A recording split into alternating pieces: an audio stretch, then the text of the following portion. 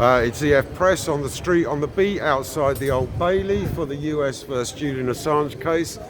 We have Jamie here, who has been here for most of the trial. And can you give us a few words, Jamie, about why are you here? Well, really, it's about when I first came across Julian Assange when he was still in the Ecuadorian embassy.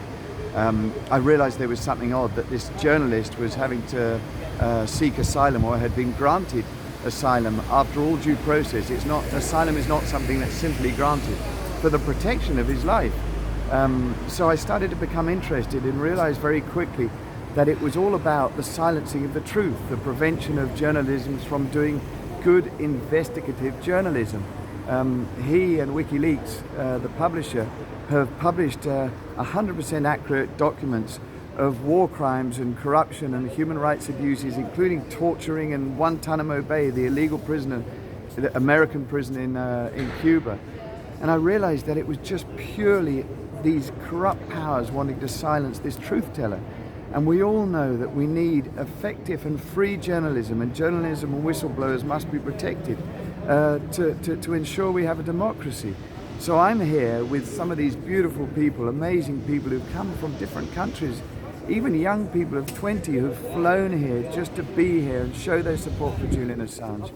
And now I know so much more about the case and so much more about the terrible things that have gone on and are going on in the world. Even now in Yemen, and the longest running war in Afghanistan. And in answer to your question, Julian Assange, it's one point is the protection of journalism, but the other point is the protection of a human being who, in my country, in the UK, is being held.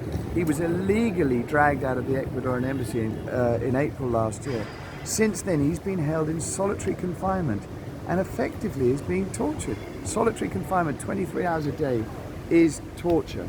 And that's on top of the 10 years of torture he's had through public mobbing and smearing by mainstream media. And this is all documented in the United Nations report by Nils Melzer. And anybody who reads that, if they don't have a heart and can't be prepared to come here and fight for justice, is sort of beyond explanation. I don't understand people. But we've got a good crowd here, and we've been here. We're now halfway through the third week, and I'm here, and I love being here. I wish I didn't need to be here, because what is going on is horrendous. And what is going on inside the court as well. UK judiciary and justice, it's an absolute farce. The judge is keeping a lid on all the witnesses' evidence. I mean, they've come in to testify. Normally they have 1 hour and 45 minutes to testify. These are the defense witnesses. They're only being given half an hour, which is no way enough time to document or testify, the truth, facts that have been going on in the last 10 years. Well, Jamie, doing the job of keeping the grassroots support and the public outrage going.